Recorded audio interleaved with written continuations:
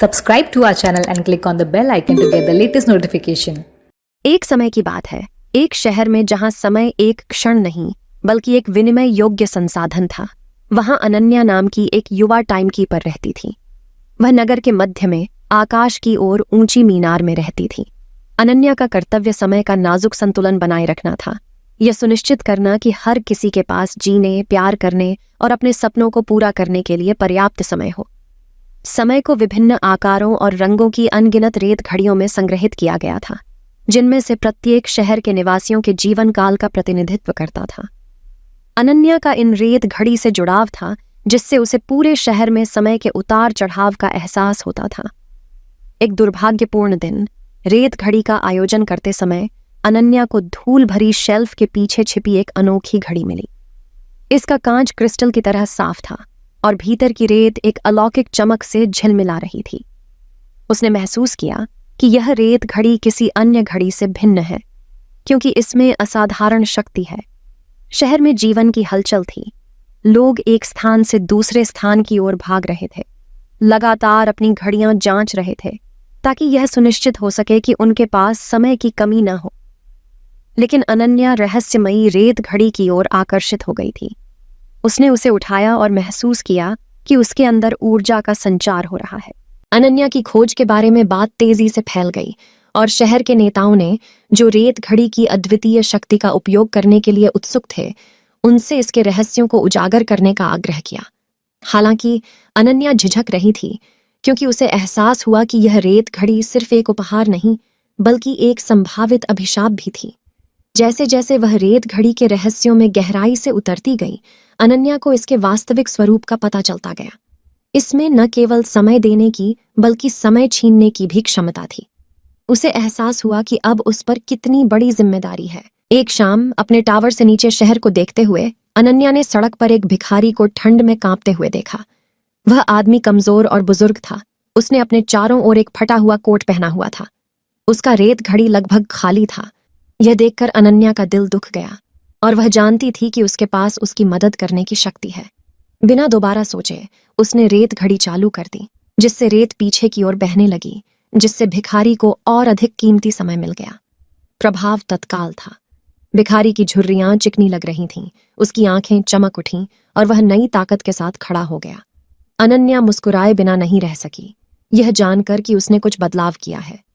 भिखारी के परिवर्तन की खबर जंगल की आग की तरह फैल गई और जल्द ही शहर के सभी कोनों से लोग अधिक समय की भीख मांगने के लिए अनन्या के पास आए।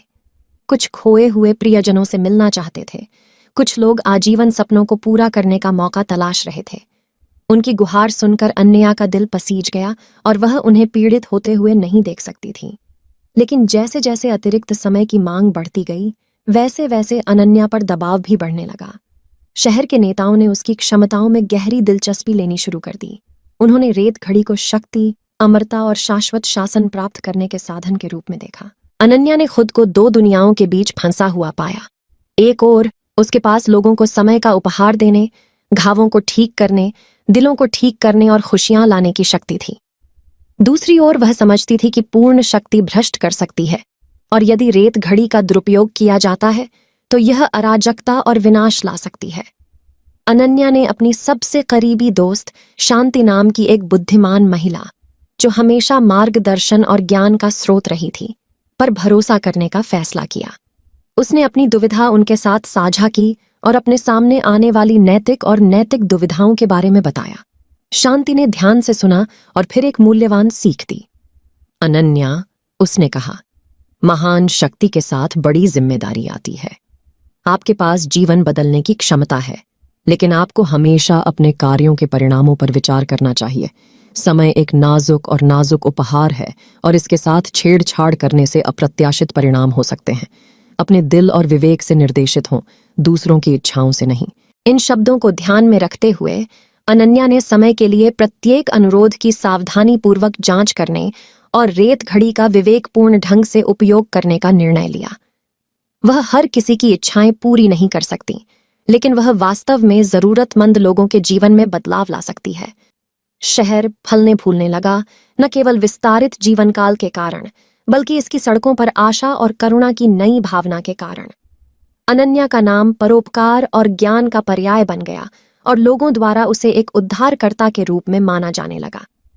जैसे जैसे साल बीतते गए, अनन्या ने समय के उपहार को संतुलित करने और इसे अधिक अच्छे के लिए उपयोग करने के अपने मिशन को जारी रखा। शहर के नेताओं ने यह महसूस करते हुए कि उसके इरादे नेक थे, उन्होंने माना कि इसकी शक्ति उनकी स्वार्थी इच्छाओं के लिए नहीं, बल्कि सभी की भलाई के लिए है। टाइम कीपर अनन्या की कहानी न केवल उसके शहर में बल्कि दुनिया भर में एक किंवदंती बन गई। यह एक अनुस्मारक के रूप में कार्य करता है कि समय कीमती होते हुए भी साझा करने के लिए एक उपहार है, जमा करने के लिए नहीं। अनन्या की विरासत केवल जीवन काल बढ़ाने के बारे में नहीं थी, बल्कि उसकी कहानी सुनने वाले सभी लोगों के दिलों में दया, सहानुभूति और जिम्मेदारी के मूल्यों को स्थापित करने के बारे में थी।